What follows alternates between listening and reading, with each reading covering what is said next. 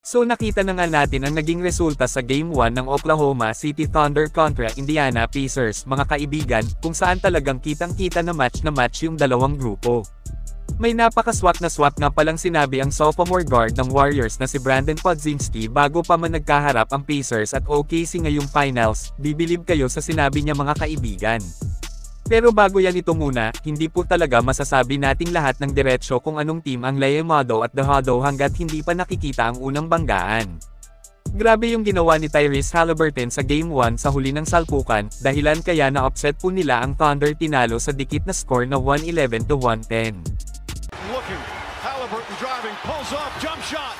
It's good! It's good! Ngayon pag-uusapan po natin ang ating napansin sa kanilang laban sa Game 1. Comeback po ang ginawa ng Indiana sa game na ito, well hindi naman talaga malalang comeback kasi hindi masyadong nabaon ng OKC ang Pacers. Depensa ng Indiana at ang kanilang 3-point shooting sa second half ang dahilan kaya natalo nila ang Thunder. Masyadong dahado nga pala ang Pacers sa Game 1 o maging sa buong series mga kaibigan. Para sa mata ng marami ay madaling laban lang ng OKC ang Indiana pero hindi pala, yun bang walang masyadong naniniwala na mananalo ang Pacers sa game. Ito yung sinasabi natin na bilog ang bola at hindi dapat maliitin sa tingin ng grupo ni Holly kasi matibay at malakas nga rin po talaga sila. Tinalo nga nila ang naghahari sa Eastern Conference na Cleveland Cavaliers, at dinurog din nila ang New York Knicks na tumalo lang din naman sa defending champion na Boston Celtics.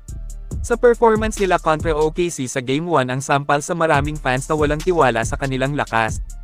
Total team effort para sa Pacers kaya nakalusot sila sa Game 1, matimbang yung scoring ng grupo lahat kumano po kaya nakumpleto nila sa huli ang comeback. Pero yun nga Game 1 palang kaya marami pang mangyayari sa banggaan nila. Sa tingin ko lesson learned lang din ito ng Thunder na wag masyadong pakampanti sa Pacers kasi gumagawa po talaga sila ng malulupet na comeback. Lutang na lutang yung mataas na kumpiyansa ni SGA sa unang banggaan versus Pacers ngayong finals. Masyadong predictable na yung opensa nila hindi balanse nasa kay Shai lang, hindi na nakakaikot yung bola. At isa pa para sa akin ito ay opinion ko lang din naman, kailangang mag-adjust sila ng kanilang starting 5 need nilang baguhin ito. At hindi rin dapat na mag-focus sa small ball na lulugi sila sa rebound gaya sa sablay dito ni SGA sa kanyang huling tira, maliit na lang ang oras at hawak nila ang bola dapat nag-capitalized sila ginamit ang Twin Tower Chet Holmgren at Isaiah Hartenstein. Para kung sakaling mag-mintes ay may pag-asang makuha yung rebound. Ganun pa man opinyon ko lang din naman ito, kayo ano ang masasabi nyo sa Game 1 ng Oklahoma City Thunder kontra Indiana Pacers? Mag-comment lang po. Ngayon ay dito na tayo sa kahanga-hanga na sinabi ni Brandon Podziemski patungkol sa banggaan ng Pacers kontra OKC ngayong finals. Kung saan sa isang interview bago pa man mangyari ang laban ng Thunder versus Indiana, ay sinabi niya na mas maganda daw po kalaban ng Thunder ang Pacers kesa sa Knicks. Kasi ani ni Pod sa tingin niya po pwede lang daw sweep ng Oklahoma kung New York Knicks ang nakalaban, ani niya talagang hindi nga daw kaya ng Knicks ang lakas ng Thunder. Sa Pacers ay kumbaga mas may challenge dito ang OKC. So grabe ibang klase si BP talagang tumpak yung sinabi niya kasi binigyan talaga ng Pacers ang Thunder ng magandang laban sa unang banggaan nila. Mautak si Podziemski sa basketball kaya isa ito sa dahilan kung bakit marami ang hindi sang-ayon na i-trade siya ng Warriors.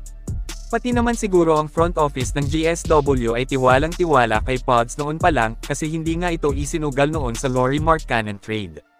Base sa sinabi ni BP ay magandang laban talaga ang OKC kontra Pacers ngayong finals. Kaya mas kabang-abang ang susunod na mangyayari pa dito. Yeah, I'm super excited for it. I'm glad it was the Pacers, not the Knicks, because I feel like if it was the Knicks, it would have been a sweep just because I don't think the Knicks had enough to compete with OKC, both offensively and defensively. Got it. So I think the Pacers, on any given night, they play, 10 guys, I think. And, there's games where all 10 of them score in double figures. And so you don't always necessarily know where the points are coming from with Indiana.